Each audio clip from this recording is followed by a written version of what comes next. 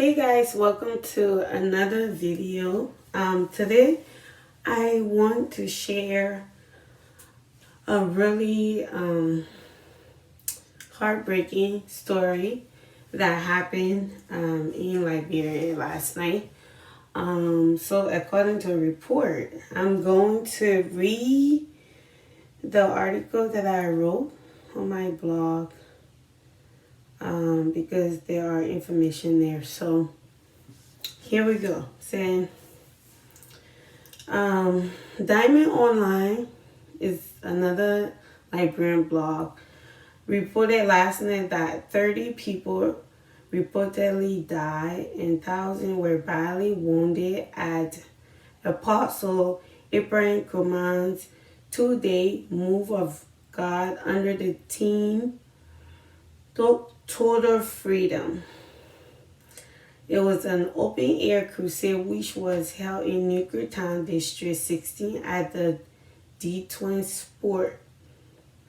According to the blog, this morning they received a report about an unknown woman who allegedly had a vision about seeing people die at the event an hour before the incident happened. It is reported that a group of criminals, some say Zogos, were with deadly weapons, made their way to the spiritual gathering and started threatening people for their belongings, which sparked fear among the attendees that resulted in running, stepping on others while trying to save themselves from being attacked. Today, Carrasco de Mauro, the president's aide, reported earlier this morning that the Liberian leader, President George Weah, has declared a 3 days national state of mourning for all the victims. He added that the president has ordered the national ensign be flown at half-mast at all public buildings throughout the republic while the nation mourns. This was my question this morning. And my question was not meant to upset anyone, and it's still not meant to upset anyone. If this apostle was warned an hour before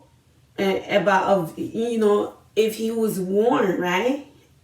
Someone at his event warned him and said, I saw a vision that people died. Why couldn't he shut down the event and try to ask people to go home?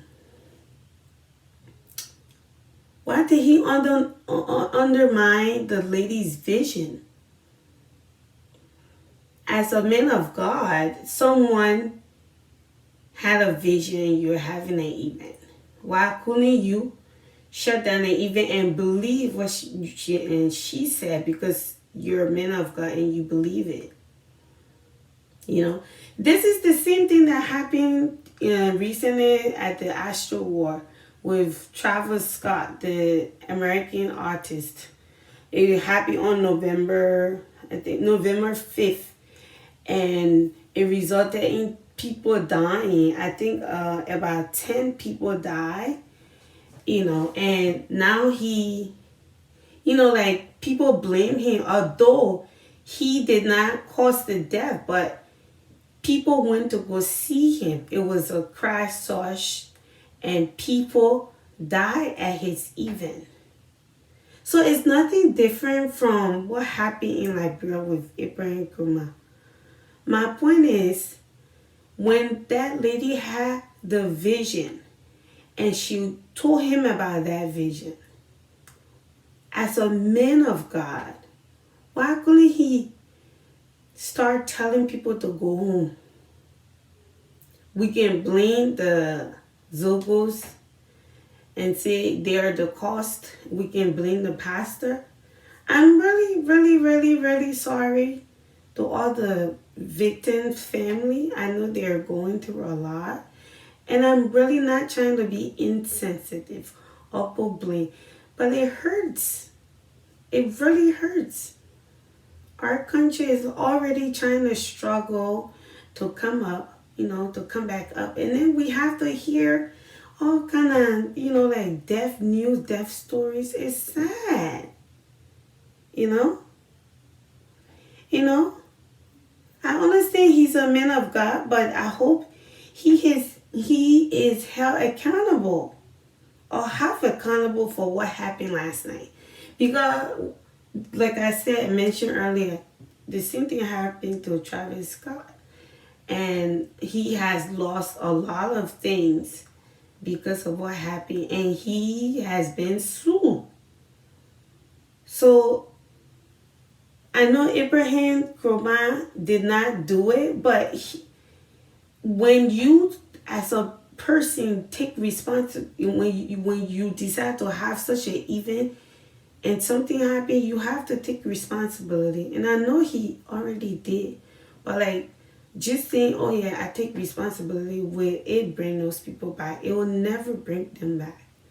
So at least he should take care of their death, their burial, something. Just do something.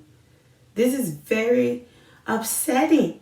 And because of it, people trying to make it like, oh, because it's a religious thing, it happened at a religious event, oh, it means we should not blame him. We should stand along with Apostle Abraham. I understand that. This is a very sensitive thing. I don't want to cross nobody's toes, but people die. People die. Lots and lots of people die. And it's really heartbreaking. People die. Human beings die. It's a tragedy and it was unexpected. However, if you're going to bring so many people for an event like this, next time be alert and make sure this never happen ever again. May their soul rest in peace. But, there are so many stories. I saw LIB. Some people say that it happened. So, basically, some story, they say when the event was going on, it was time for, offering. The first crowd were rushing. They went to the pulpit to give their money. So the second crowd stayed.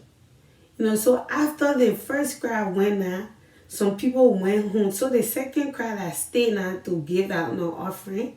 While they were giving an offering, the criminals entered and started like harassing people and stuff like that. So it's just a lot of different stories here and there. But the point is, children die. Grown people die. Babies die. Toddlers die at that event. And it's very sad. It's upsetting. So I'm hoping by the grace of God, because we're really tired of all these tragedy in our country. And then when these things happen, then people start to be like, oh, Liberia is cursed, Liberia is this. No, these things happen. Like recently, I think 17 people died in New York City. Fire. These things are tragedies and they are happening everywhere. Let's be careful, guys. When these tragedies happen, let's not say, oh, Liberia is cursed. No, our country is not cursed. Let's be positive and mourn along with these people that lost their family. Please. Thank you so much for watching.